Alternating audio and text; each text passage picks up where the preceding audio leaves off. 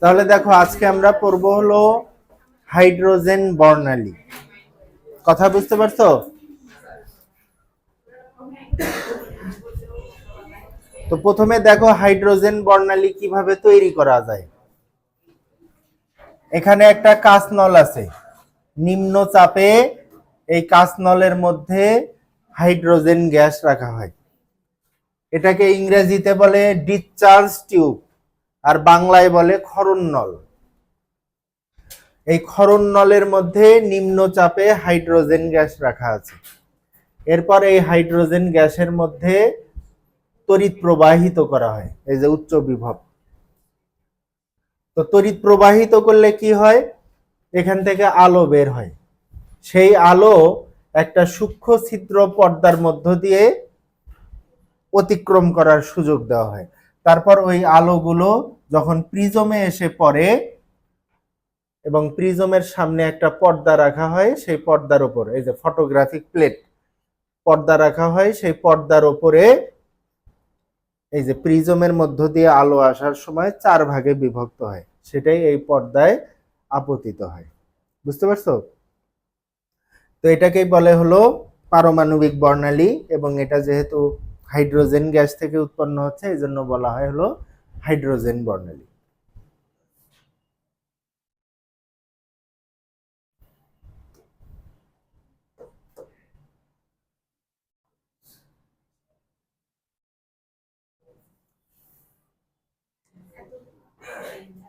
কি কথা বুঝতে পারছো?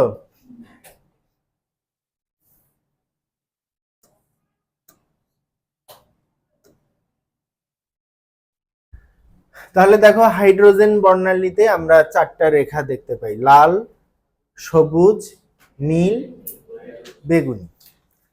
এখন এই রেখাগুলো কেন সৃষ্টি হয়, কিভাবে সৃষ্টি হয়, এর ব্যাখ্যা বিজ্ঞানীরা অনেক দিন পর্যন্ত দিতে পারেননি। তো এই হাইড্রোজেন বর্ণালী কিভাবে সৃষ্টি হয় এটার ব্যাখ্যা সর্বপ্রথম দেন নিলস বোর, এবং এটা ব্যাখ্যা করতে গিয়েই নিলস বোর মানে তার ওই পরমাণুর মডেলটা দেন। কথা বুঝতে পারছো? তাহলে এখন আমরা দেখব নিলস বোর কিভাবে এই পারমাণবিক বর্ণালী তৈরি হয়, সেটার ব্যাখ্যা যেভাবে দিয়েছেন সেই ব্যাখ্যাটা আমরা জানব। বুঝতে পারছো?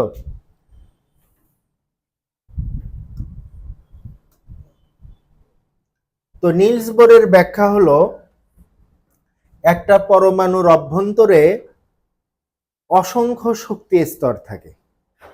কথা বুঝতে পারছো? একটা পরমাণুর অভ্যন্তরে অসংখ্য শক্তি স্তর থাকে।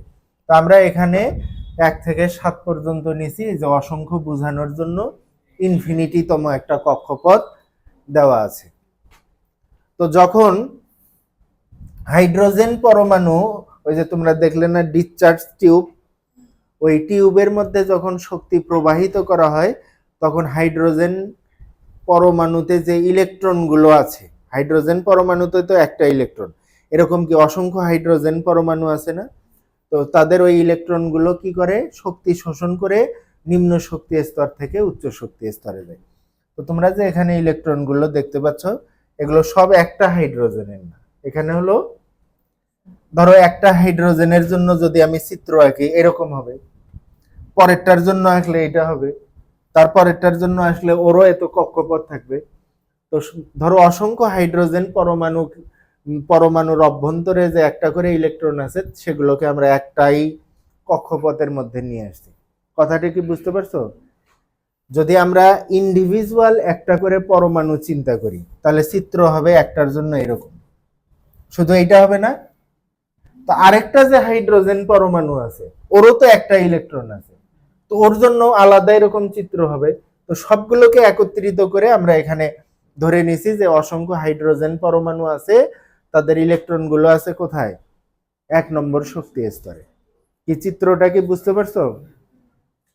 এখন যখন আমরা ডিসচার্জ টিউবে অন করে দেই, মানে ওই যে বিদ্যুৎ প্রবাহিত করি, তখন এই ইলেকট্রন গুলো শক্তি শোষণ করে নিম্ন শক্তি স্তর থেকে উচ্চ শক্তি স্তরে যায়। যেমন ধরো আমরা এখানে শক্তি প্রবাহিত করলাম, প্রবাহিত করার সাথে সাথে কি হলো, নিম্ন শক্তি স্তর থেকে উচ্চ শক্তি স্তরে গেল। আরেকবার দেখো, যখন আমরা শক্তি দিলাম, ইলেকট্রনগুলো শক্তি শোষণ করে নিম্ন শক্তি স্তর থেকে উচ্চ শক্তি স্তরে গেল। এখন সবগুলো একই শক্তি স্তরে গেল না কেন? মানে যে ইলেকট্রন ওখান থেকে যে পরিমাণ শক্তি শোষণ করতে পারছে সে সেই অনুযায়ী কক্ষপথে গেছে। যে বেশি শক্তি শোষণ করছে সে 7-এ গেছে, যে কম শক্তি শোষণ করছে সে 2-এ গেছে। কি বিষয়টা কি বুঝতে পারছো? তো কোয়ান্টাম তত্ত্ব অনুযায়ী শক্তি কিভাবে বিকিরিত হয় বা শোষিত হয়? প্যাকেট আকারে। তো ধরো যে বেশি শক্তির প্যাকেট ধরতে পারছে, যে ইলেকট্রন বেশি শক্তির প্যাকেট যে ধরতে পারছে সে বেশি উচ্চ শক্তি স্তরে গেছে, আর যে কম শক্তির প্যাকেট শোষণ করতে পারছে সে 2 নম্বরে গেছে। কি কথা কি বুঝতে পারছো? ধরো বিষয়টা এরকম, আমি যদি তোমাদের মাঝে, ধরো শক্তির প্যাকেট না, ধরো আমি তোমাদের মাঝে চকলেট ছড়িয়ে দিলাম, তো তোমাদের কি মনে হয় এইভাবে যদি আমি ছিটিয়ে দেই চকলেট, সবাই দুইটা করে পাবে? কেউ বেশি পাবে, কেউ কম পাবে, কেউ পাবেই না। যে পাবে না সে মানে ওই যে ইলেকট্রন শক্তি শোষণ করতে পারে নাই সে 1 নম্বর কক্ষপথেই থেকে যাবে, আর যে বেশি শক্তি শোষণ করবে সে উচ্চ শক্তি স্তরে যাবে। তাহলে ইলেকট্রন শক্তি শোষণ করে উচ্চ শক্তি স্তরে গেল। এরপর পরক্ষণেই এই ইলেকট্রনগুলো আবার শক্তি বিকিরণ করে নিম্ন শক্তি স্তরে ফিরে আসে।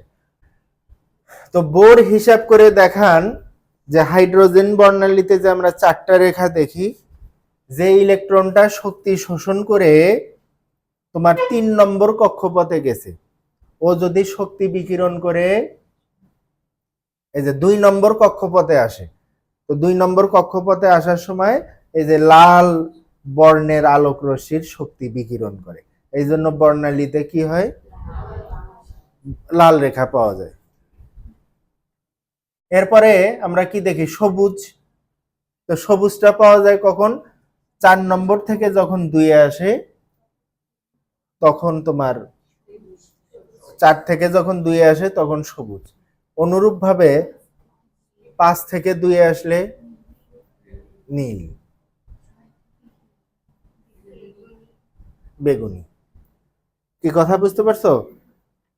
তো সর্বপ্রথম যে বিজ্ঞানী হাইড্রোজেন বর্ণালীর এই রেখাগুলো পর্যবেক্ষণ করেন তার নাম হলো বামার, এবং উনি এটার ব্যাখ্যা দেওয়ার চেষ্টা করেন, ব্যাখ্যা দিতে পারেননি। এই জন্য তার নামানুসারে এই সিরিজটাকে বলা হয় হলো বামার সিরিজ। তাহলে এটাকে কি বলে? বামার সিরিজ। তাহলে ইলেকট্রন শক্তি বিকিরণ করে 2 নম্বর কক্ষপথে আসলেই সেই হাইড্রোজেন বর্ণালীর ক্ষেত্রে ওটাকে কি বলবো আমরা? বামার সিরিজ।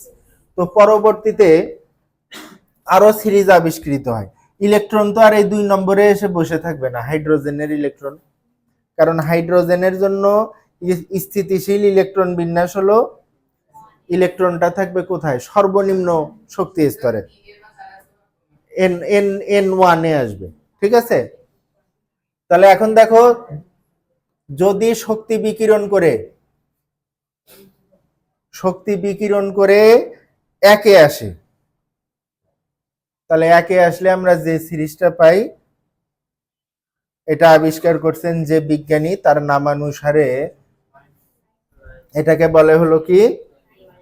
Lyman series.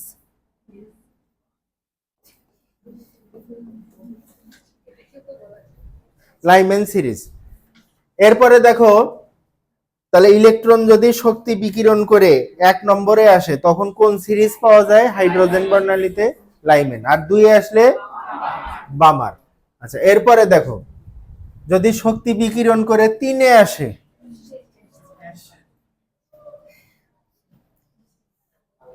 তাহলে 3-এ আসলে এটাকে বলে কি? এই যে এখানে লিখি প্যাসচেন। এটা বিজ্ঞানী প্যাসচেন আবিষ্কার করছেন, দেখে এই সিরিজের নাম হলো প্যাসচেন। তাহলে 1, 2, 3 গেল। যদি ইলেকট্রন শক্তি বিকিরণ করে 4-এ আসে, 4 এ আসলে ব্র্যাকেট।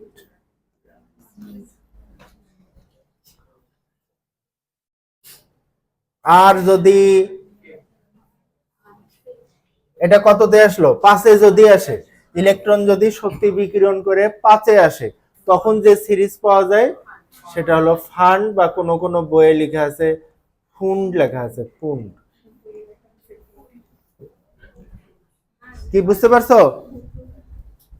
তো ইলেকট্রন যদি শক্তি বিকিরণ করে 6 এ আসে, 6টা যদি ওখানে দেখানো নাই, যদি 6 এ আসে, যে শক্তি বিকিরণ করে যদি 6 এ আসে, 6 এ আসলে যে সিরিজটা পাওয়া যাবে সেটার নাম হলো হামফ্রিজ। সেটার নাম কি? হামফ্রিজ। তাহলে হাইড্রোজেন বর্ণালীতে সর্বপ্রথম দেখা গেছে হলো এই বামার সিরিজ। এই বামার সিরিজ নিয়ে ব্যাখ্যা বিশ্লেষণ করতে গিয়েই নিলস বোর কিন্তু তার পরমাণু মডেলটা দেন। তাহলে প্রথম কাজ হলো তোমাদের হাইড্রোজেন বর্ণালীর এই সিরিজগুলো মুখস্থ করা। ইলেকট্রন শক্তি বিকিরণ করে 1 নম্বর কক্ষপথে আসলে কোন সিরিজ পাওয়া যায়? 2 এ আসলে বামার, 3 এ আসলে প্যাস্টেন, 4 এ আসলে ব্র্যাকেট, 5 এ আসলে ফান্ড, 6 এ আসলে হামফ্রিজ। কি কথা বুঝতে পারছো? এর মধ্যে শুধুমাত্র বামার সিরিজটা আমরা খালি চোখে দেখতে পাই, কারণ এটা দৃশ্যমান, মানে দৃশ্যমান আলোর তরঙ্গ দৈর্ঘ্য বিকিরণ করে, এই জন্য এটা আমরা খালি চোখে দেখতে পাই। তো তোমাদের এখান থেকে এভাবেও প্রশ্ন আসতে পারে, বামার সিরিজ তড়িৎ চুম্বকীয় বর্ণালীর কোন অঞ্চলে তৈরি হয়? দৃশ্যমান। তাহলে বামার সিরিজ তৈরি হয় কোথায়? দৃশ্যমান বা ভিজিবল অঞ্চলে। দৃশ্যমান।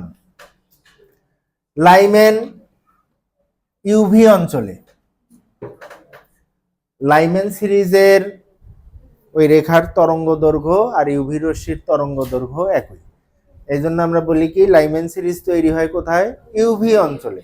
আর বাকি যেগুলো দেখতে পাচ্ছ, প্যাস্টেন, ব্র্যাকেট, ফান্ড, হামফ্রিজ, সব আইআর অঞ্চলে। কি কথা বোঝা গেছে? তাহলে তোমাদেরকে যদি বলে হাইড্রোজেন বর্ণালীর বর্ণনা দাও, হাইড্রোজেন বর্ণালীর বর্ণনা দেওয়া মানে হলো এই যে সিরিজগুলোর বর্ণনা দিতে হবে। প্রথমে বলতে হবে ইলেকট্রন শক্তি, হাইড্রোজেন পরমাণুর ইলেকট্রন শক্তি শোষণ করে নিম্ন শক্তি স্তর থেকে উচ্চ শক্তি স্তরে দেয়। পরক্ষণেই ইলেকট্রনগুলো শক্তি বিকিরণ করে নিম্ন শক্তি স্তরে ফিরে আসে। ওই ফিরে আসার সময় ইলেকট্রন যদি শক্তি বিকিরণ করে 1 নম্বর কক্ষপথে ফিরে আসে, তাহলে লাইম্যান সিরিজ। 2 এ আসলে বামার, এরপর 3 এ আসলে প্যাস্টেন, 4 এ আসলে ব্র্যাকেট, 5 এ আসলে ফান্ড, আর 6 এ আসলে হামফ্রিজ। কথা বুঝতে পারছো? হামফ্রিজ সিরিজ পাওয়া যায়। আর কোন অঞ্চলে তৈরি হয়? লাইমেন ইউভি অঞ্চলে, বামার দৃশ্যমান, আর বাকি যতগুলো আছে প্যাস্টেন, ব্র্যাকেট, ফান্ড আর হলো হামফ্রিজ আইআর অঞ্চলে তৈরি হয়। বুঝতে পারছো? তাহলে ধরো এরকম এমসিকিউ আসলো, হাইড্রোজেন পরমাণুতে একটি ইলেকট্রন অসীম থেকে 3 নম্বর কক্ষপথে আসলে কোন সিরিজ পাওয়া যাবে? প্যাস্টেন। কোন সিরিজ পাওয়া যাবে এক্ষেত্রে তোমাকে শুধু এই ইনফরমেশনটা দেখতে হবে, সেটা হলো ইলেকট্রনটা কোন কক্ষপথে আসলো। কোথায় থেকে আসলো ওটা গুরুত্বপূর্ণ না, কোথায় এসে থামলো সেটা গুরুত্বপূর্ণ। তাহলে 1 এ আসলে লাইমেন, 2 এ আসলে, 3 এ আসলে প্যাস্টেন, 4 এ আসলে ব্র্যাকেট, 5 এ আসলে ফান্ড, আর 6 এ আসলে হামফ্রিজ। কি বুঝতে পারছো?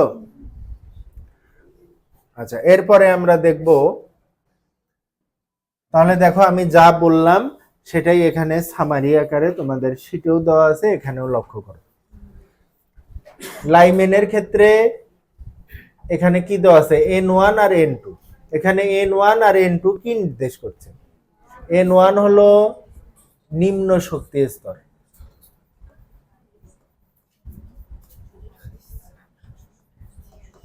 আর N2 উচ্চ শক্তি স্তর। তো এখানে কি বলা আছে, ইলেকট্রন যদি যে কোনো উচ্চ শক্তি স্তর থেকে যদি একে ফিরে আসে তাহলে লাইম্যান সিরিজ পাওয়া যায়। যে কোনো উচ্চ শক্তি স্তর থেকে যদি 2 ফিরে আসে বামার, যে কোনো উচ্চ মানে 3 চেয়ে উচ্চ শক্তি স্তর থেকে যদি ফিরে ফিরে 3 আসে প্যাস্টেন, অনুরূপ ভাবে 4 আসলে ব্রাকেট, 5 আসলে ফান্ড, 6 আসলে হামফ্রিজ। এখানে একটা বিষয় লক্ষ্য করো, তোমাদের বামার সিরিজের আমি 4টা রেখা দেখালাম না, একটা হলো তোমার কোথায় থেকে আসে, 3 থেকে যদি 2 আসে তাহলে আমরা পাই লাল, 4 থেকে যদি 2 আসে সবুজ, তারপরে 5 থেকে যদি 2 আসে নীল, আরেকটা হলো 6 থেকে যদি 2 আসে বেগুনি। তো এই রেখাগুলোকে আরেকভাবে চিহ্নিত করা হয়। এই যে লাল রেখা, 3 থেকে যদি 2 আসে এইচ আলফা, 4 থেকে যদি 2 আসে এইচ বিটা, 5 থেকে যদি 2 আসে এইচ গামা, আর যদি 6 থেকে 2 আসে এইচ ডেল্টা। এভাবেও চিহ্নিত করা যায়। হাইড্রোজেন বর্ণালীর প্রথম রেখাকে হলো আলফা, যেটা 3 থেকে 2 আসলে পাওয়া যায়, 4 থেকে 2 আসলে এইচ বিটা, 5 থেকে 2 আসলে এইচ গামা, আর 6 থেকে 2 আসলে এইচ ডেল্টা।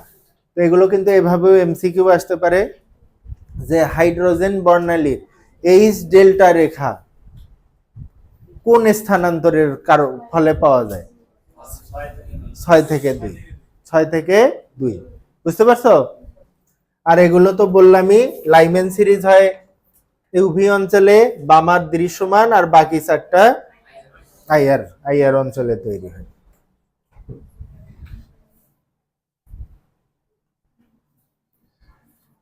আচ্ছা, এবার দেখো হাইড্রোজেন পরমাণুতে ইলেকট্রন কয়টা থাকে?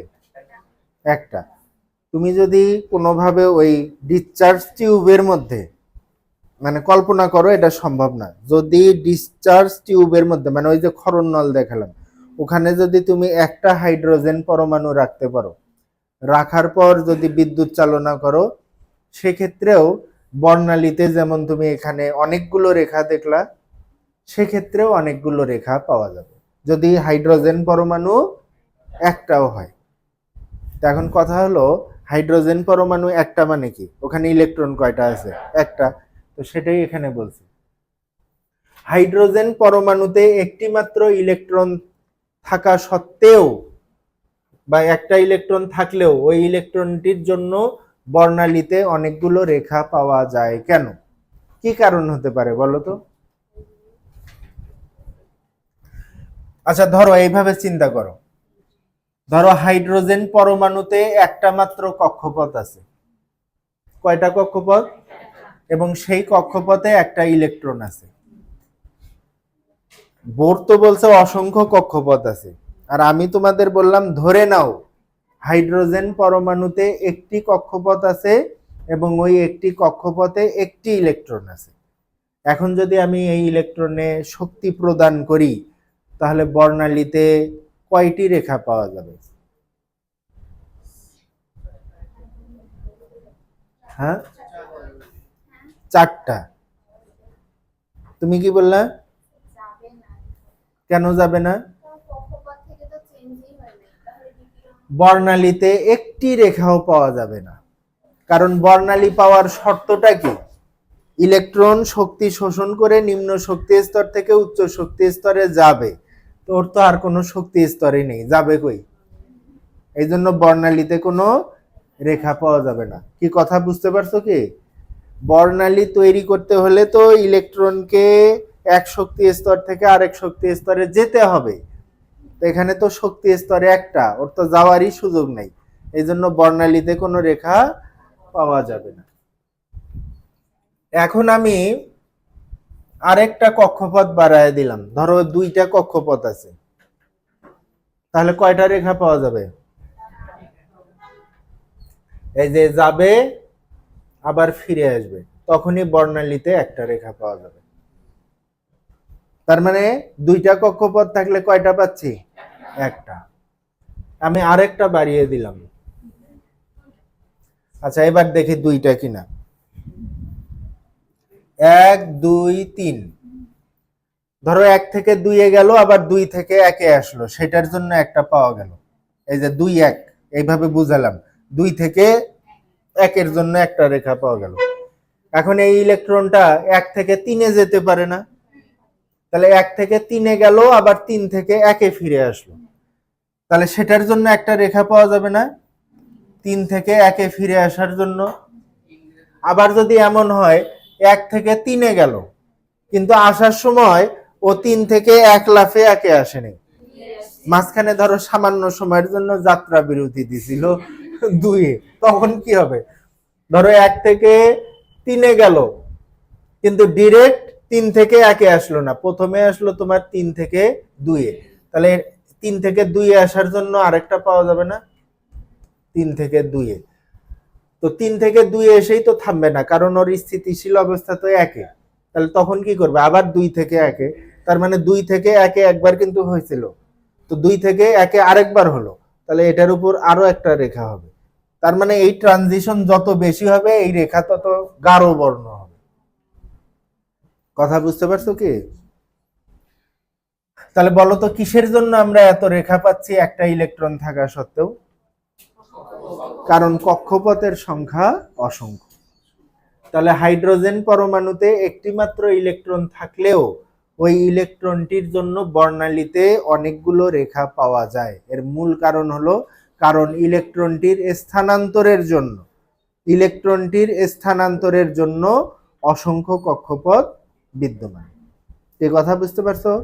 অনেক সময় এটা 3 বা 4 মার্কসের কোশ্চেন আসে, তো এতটুকু কথা লিখলে তো আর হবে না। তখন কি করবা? তখন লিখার সিস্টেম হলো, প্রথমে হাইড্রোজেন বর্ণালীর বর্ণনা দিবা, মানে ওই সিরিজগুলোর বর্ণনা দিবা, চিত্র অঙ্কন করবা, করার পর এই লাইনটা লিখবা যে ইলেকট্রনটির স্থানান্তরের জন্য অসংখ্য কক্ষপথ বিদ্যমান, আর এ কারণেই বর্ণালীতে অনেকগুলো রেখা পাওয়া যায়। বুঝতে পারছো? আচ্ছা, এইবার দেখো, এবার আমরা এমসিকিউ এর জন্য একটা বিষয় শিখব, সেটা হলো হাইড্রোজেন বর্ণালীতে ইলেকট্রন স্থানান্তরের ফলে সর্বোচ্চ যে কয়টি রেখা সৃষ্টি হতে পারে। যেমন আমরা এখানে কি দেখলাম, যে যদি কক্ষপথ 3টা থাকে, 1 থেকে 3 এ যদি স্থানান্তরিত হতে পারে ইলেকট্রন 1 থেকে 3 এ, তখন সেখানে সম্ভাবনা আছে সর্বোচ্চ বর্ণালীতে 3টা রেখা পাওয়া যাবে। তো এখন যদি ইলেকট্রনের স্থানান্তর 6 থেকে 10 এ হয় বা 2 থেকে 5 এ হয়, সেক্ষেত্রে আমরা বর্ণালীতে সর্বোচ্চ কয়টি রেখা পেতে পারি? এটা আন্দাজ করার একটা সূত্র আছে। সেই সূত্রটা কি? n2 n1 n2 n1 plus 1 divided by 2। তো অলরেডি তোমাদেরকে বলছি n2 সমান হলো উচ্চ শক্তি স্তর, আর n1 সমান হলো নিম্ন শক্তি স্তর। এখন উচ্চ শক্তি স্তর আর নিম্ন শক্তি স্তর চিনবা কিভাবে? ধরো আমি তোমাদের বললাম একটা ইলেকট্রন 2 থেকে 5 এ স্থানান্তরিত হলো, অর্থাৎ n সমান 2 থেকে n সমান 5 কক্ষপথে স্থানান্তরিত হলো।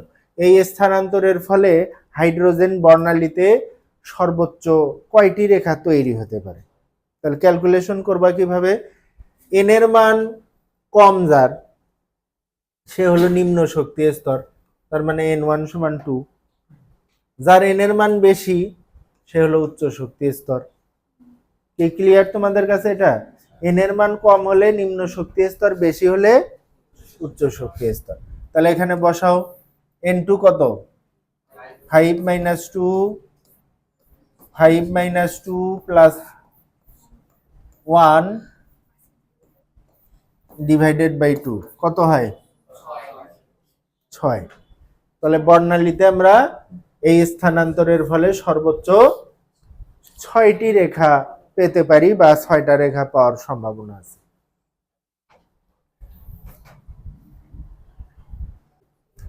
তাহলে এগুলো তোমাদের এমসিকিউ আসতে পারে।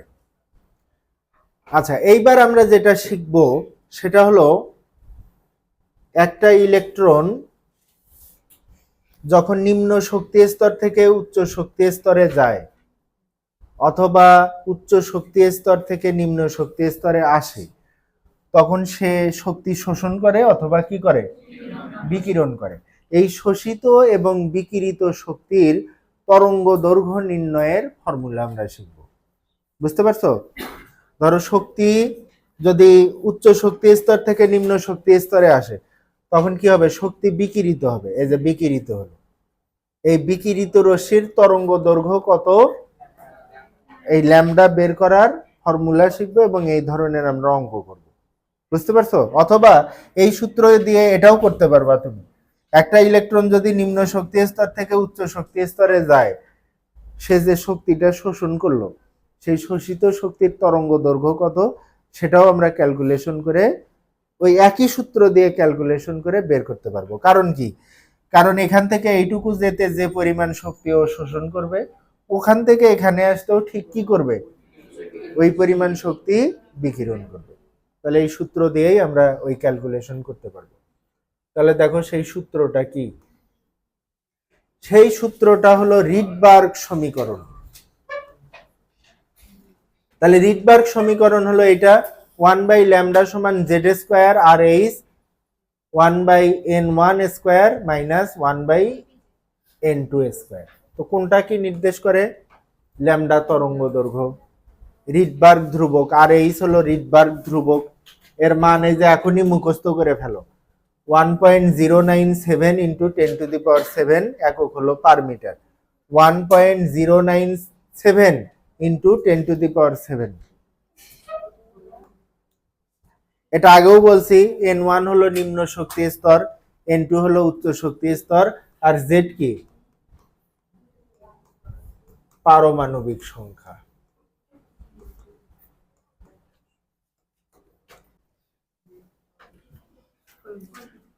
তো এখন দেখো আমরা বোরের সূত্র থেকে, ওই যে বোরের যে একটা কক্ষপথে একটা ইলেকট্রন অবস্থান করলে ওই ইলেকট্রনের শক্তির মান বের করার একটা ফর্মুলা আমরা শিখছিলাম না, ওই ফর্মুলা দিয়ে আমরা এই রিডবার্গ সমীকরণ প্রতিপাদন করতে পারি। তাহলে দেখো কিভাবে প্রতিপাদন করব।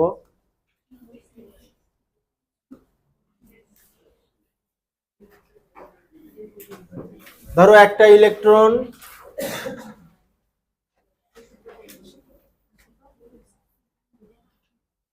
এক নম্বর কক্ষপথ থেকে 2 নম্বর কক্ষপথে গেল, বা 2 নম্বর কক্ষপথ থেকে একে ফিরে আসলো। 2 নম্বর কক্ষপথের শক্তি হলো E2 E1, 1 নম্বর কক্ষপথের শক্তি E1। তাহলে বলো তো শক্তির পার্থক্য কত, E2 মাইনাস E1। এবং এই শক্তির তরঙ্গ দৈর্ঘ্য কত হবে বা কম্পাঙ্ক কত হবে, এটা আমরা এইভাবে বের করতে পারি। তো এই সূত্রের অঙ্ক করছো না এর আগে, তাহলে এটা আমরা জানি আগে থেকে। এরপর আমরা ইন্ডিভিজুয়ালি একটা কক্ষপথে ইলেকট্রনের শক্তির মান কি হবে বা কক্ষপথের শক্তির মান কি হবে সেটা বের করারও ফর্মুলা আমরা শিখছি। এনতম কক্ষপথে ইলেকট্রনের শক্তির মান হলো -2π² z² m⁴ n²/h²। এখন এই সূত্রটা যদি আমরা E2 আর E1 দিয়ে সাজাই তাহলে কি হবে, নিম্ন স্তরের শক্তি বা নিম্ন শক্তি স্তরের শক্তি E1 সমান 2π² m⁴ n1² h²। তাহলে উচ্চ শক্তি স্তরের জন্য যদি সাজাই, এখানে হবে E2, এখানে দিলাম হলো N2। এবার 2 আর 3 যে শক্তির মান আছে সেটাই একে বসাবো। কি হবে বসালে, এই যে শুধু এখান থেকে নিলাম কি h নিউ, তারপর E2 এর মান বসালাম মাইনাস, E1 এর মান বসালাম, E1 এর সামনে যে মাইনাস আছে এই মাইনাস আর মাইনাসে প্লাস। কি বুঝতে পারছো? আচ্ছা এইবার দেখো যা যা কমন নেওয়া যায় সব কমন নিয়ে ফেললাম। 2 পাই স্কয়ার m e পাওয়ার 4 h স্কয়ার। তাহলে যেহেতু এটার সামনে প্লাস আছে এই জন্য 1 n1 স্কয়ার, আর এর সামনে মাইনাস থাকার কারণে ওকে পরে দিয়ে দিলাম মাইনাস 1/n2 স্কয়ার। কি বুঝতে পারছো? এরপরে নিউ সমান কি লেখা যায়? নিউ সমান কি লেখা যায়? H C by lambda. তাহলে আমি এখানে এই পাশে রাখলাম 1/λ, এই পাশে কি রাখলাম 1/λ। তাহলে ওই পাশে কি নিয়ে গেলাম এইচ, এইচ গিয়ে হলো কিউব আর এই যে সি। এখন এখানে দেখো তো সবই কনস্ট্যান্ট কিনা, পাই এম ই এইচ সি হলো আলোর বেগ, সব কনস্ট্যান্ট। দেখো তোমরা যদি এখানে লক্ষ্য করো আমরা কিন্তু এই হিসাবটা করতেছি হাইড্রোজেনের জন্য, এই জন্য দেখো এই জেড স্কোয়ার কিন্তু এখানেই নেই, জেড স্কোয়ার এখানে কত ধরা আছে 1, হাইড্রোজেনের জন্য করছি, বুঝতে পারছো? এই জন্য জেড স্কোয়ার নেই। কিন্তু অন্য কোনো পরমাণুর জন্য যদি করো তাহলে এই যে এই জেড স্কোয়ারটা আসবে, এটা হলো কনস্ট্যান্ট, তার সাথে কি থাকবে জেড স্কোয়ার থাকবে।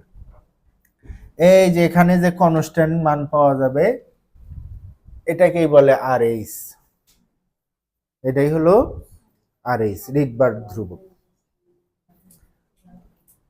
তাহলে এটা আমরা হাইড্রোজেনের জন্য প্রতিপাদন করলাম।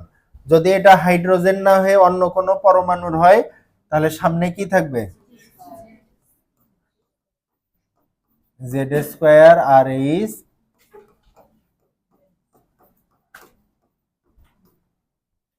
কি বুঝতে পারছো? তাহলে এইভাবে বোর পরমাণু মডেল থেকে রিডবার্গ সমীকরণ প্রতিপাদন করা যায়। এবার দেখো আর এইচ এর মান নির্ণয়।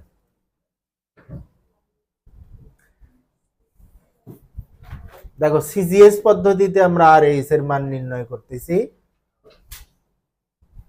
তোমরা একটু দেখো তো এই ক্যালকুলেশন ঠিক আছে কিনা।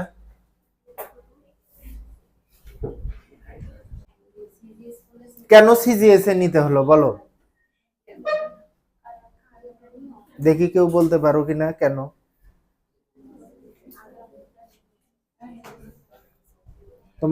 তোমরা ভুলে গেছো। দেখো আমরা এই যে শক্তির রাশিমালা যে বের করলাম, এটা বের করার সময় ওই যে কুলম্বের সূত্র যে সিজিএস ফর্মে নিয়েছিলাম, সেই জন্য এখানেও মানগুলো সিজিএস এ বসাতে হচ্ছে।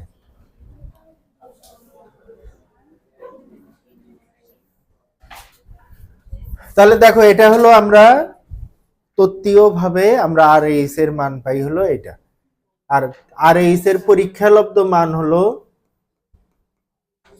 109,678। তাহলে আমাদের তত্ত্বীয় মান আর পরীক্ষালব্ধ মান ঠিক আছে।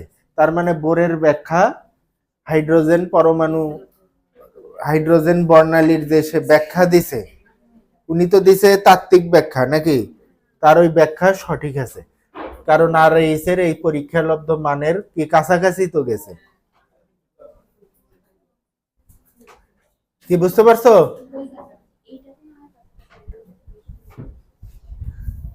আরে এই 109 আর এইটার পরের এইটুকের মধ্যে খুব পার্থক্য না,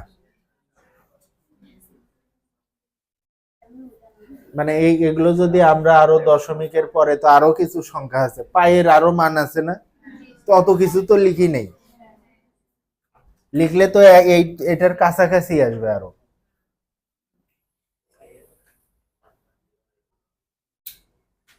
আচ্ছা এবার আমরা ওই রিডবার্গের সমীকরণ ব্যবহার করে এই অঙ্কটা করব। তাহলে দেখো এই অঙ্ক কিভাবে করবা, ইলেকট্রন এম শেল থেকে এল শেলে গেল, কি তাই বলা আছে না? অথবা বলা আছে n সমান 3 থেকে n সমান 2 তে গেল। এই স্থানান্তরের ফলে উৎপন্ন বর্ণালীর আলোক রেখার তরঙ্গ দৈর্ঘ্য, কম্পন সংখ্যা, কম্পাঙ্ক ও শক্তি নির্ণয় করো। তো প্রথমে আমরা তরঙ্গ দৈর্ঘ্য নির্ণয় করব। 1/λ সমান z square R H 1/n1 square minus 1/n2 square. তো n এর মান বেশি হলে সেটা হলো উচ্চ শক্তি স্তর, আর n এর মান কম হলে নিম্ন শক্তি স্তর। তাহলে নিম্ন শক্তি স্তরকে আমরা প্রকাশ করি n1 দ্বারা। তার মানে এই অঙ্কের জন্য n1 হলো 2 আর n2 হলো উচ্চ শক্তি স্তর 3। ঠিক আছে, যেহেতু হাইড্রোজেন z এর মান 1, আর এইচ আমরা অঙ্ক করার সময় আর এইচ ব্যবহার করব 1.097 ইন্টু 10⁷ পার মিটার। এবার বসাও এখানে, জেড হলো 1 বাদ, আর এইচ সবার শেষে বসাবো। n1 কত, 2 স্কয়ার মাইনাস 1/3 স্কয়ার। এগুলো ক্যালকুলেশন করে এরকম আসবে, উপরে আসবে 5, তার সাথে আর এইচ, নিচে আসবে মনে হয় 36। দেখো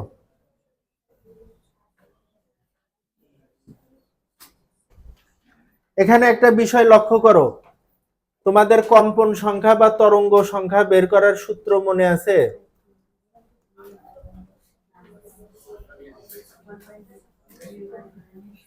ওয়ান বাই ল্যামডা। তরঙ্গ সংখ্যা বা কম্পাঙ্ক সংখ্যাকে আমরা কি দ্বারা প্রকাশ করি? নিউ বার। তাহলে দেখো তো এটা এইভাবে লেখা যায় নাকি? নিউ বার সমান হলো 1/λ। তো আমাদের যে এখানে মানটা বের হলো 1/λ, এটাই তো নিউ বার। এটাই কি নিউ বার বের হলো। তো তোমাকে এটা বের করতে বলছে না? তো আমরা যদি 1/λ বের করি তাহলে সেটাই কি কম্পন সংখ্যা বা তরঙ্গ সংখ্যা। তাহলে এটাই হলো তোমার কি বলে কম্পন সংখ্যা বা তরঙ্গ সংখ্যা।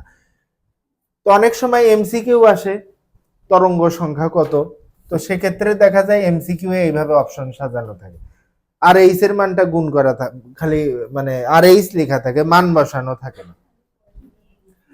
সেজন্য এইভাবে করলাম। এরপরে যদি তোমাদের সিকিউ এ আসে তখন আর এইচ এর মান বসাতে হবে 1.097 10⁻7 36। তাহলে দেখো তো কত আসে এটা,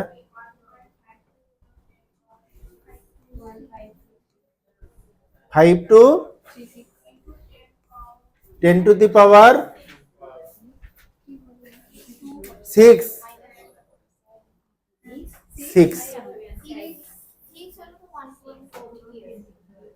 5 দিয়ে গুণ দিছো তো নাকি? তাহলে 10⁶ একক হলো পার মিটার। কম্পন সংখ্যা বা তরঙ্গ সংখ্যার একক কি? Per metre. কি বুঝতে পারছো? আচ্ছা, এখন যদি তোমাকে বলে ল্যামডা কত, মানে তরঙ্গ দৈর্ঘ্য কত, তাহলে ল্যামডা সমান 1 ভাগ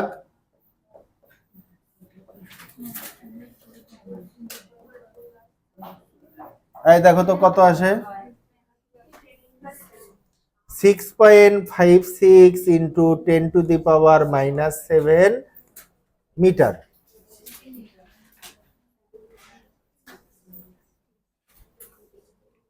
কি বুঝতে পারছো?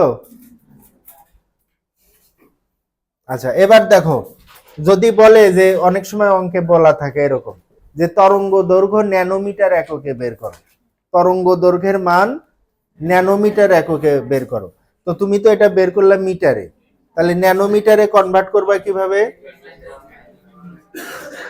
দেখো 6.56 ইন্টু 10⁻⁻7, তার মিটারের সামনে তুমি একটা প্রতীক নিয়ে আসতেছো ন্যানো। তাহলে আমরা দেখো তো অঙ্ক করার সময় কি করি, যদি এখানে 3 থাকে 3, ঠিক আছে, 3 সমান 3 গুণন 5, নিচে দিলাম 5, কি একই হলো না? এটা করি না আমরা অঙ্ক করার সময় এরকম। তাহলে ন্যানোটা কি? ন্যানোটা তো একটা মান 10⁻⁹, সেটাকে প্রতীক দিয়ে আমরা লিখি n। এটা তো আসলে একটা মান, তাই না? তাহলে এই যে তুমি উপরে n লিখলা মানে কি? তুমি 10⁻⁹ দ্বারা গুণ করছো। তাহলে এটা তো সমান হলো না। তাহলে সমান করতে হলে কি করতে হবে? নিচে আবার 10⁻⁹ দ্বারা ভাগ দিতে হবে। তাহলে কত আসে এখানে? 656 ন্যানোমিটার।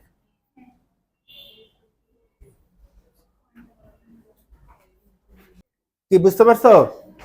তাহলে মূল কাজ হলো আসলে এখানে তরঙ্গ দৈর্ঘ্য বের করা। তরঙ্গ দৈর্ঘ্য বের করলে বাকি যা আছে সব বের করা যাবে। দেখো কিভাবে,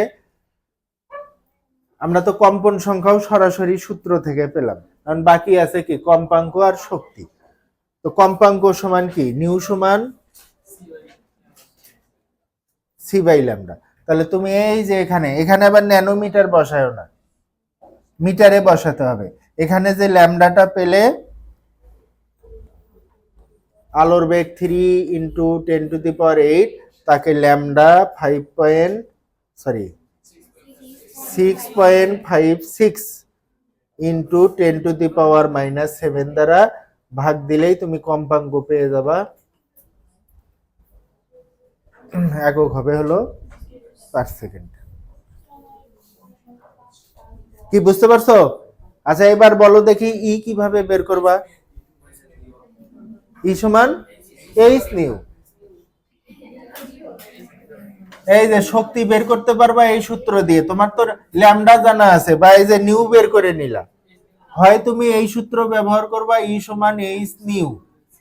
এই যে এই নিউ এর মান এখানে সরাসরি বসায় দিবা, অথবা তুমি যদি ল্যামডা ব্যবহার করে বের করতে চাও, hc/λ। কি বুঝতে পারছো? তাহলে এই যে রিডবার্গের সমীকরণ দিয়েই আমরা এই যে শক্তির মানগুলো বের করব, ঠিক আছে?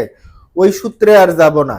ওই যে বোর পরমাণু মডেলে যে ই সমান -2π, ওগুলোর দরকার নেই আমাদের। যদি এরপরে কোনো মানে শক্তি সংক্রান্ত, যে ইলেকট্রন 1 নম্বর কক্ষপথ থেকে 2 নম্বর কক্ষপথে গেল, এই যাওয়ার কারণে সে কতটুকু শক্তি শোষণ করলো, এইরকম যদি হিসাব করতে বলে, তো প্রথমে আমরা রিডবার্গ সমীকরণ ব্যবহার করে ল্যামডা বের করব।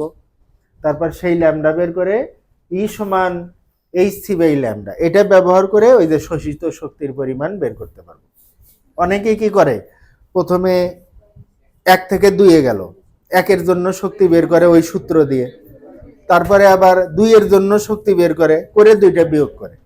অত ঝামেলার দরকার নেই। আমরা রিডবার্গ সমীকরণ ব্যবহার করে ল্যামডা বের করব, তারপর ই সমান hc/λ, এটা ব্যবহার করে শোষিত শক্তি, অনুরূপভাবে বিকিরিত শক্তির মানও বের করতে পারবো।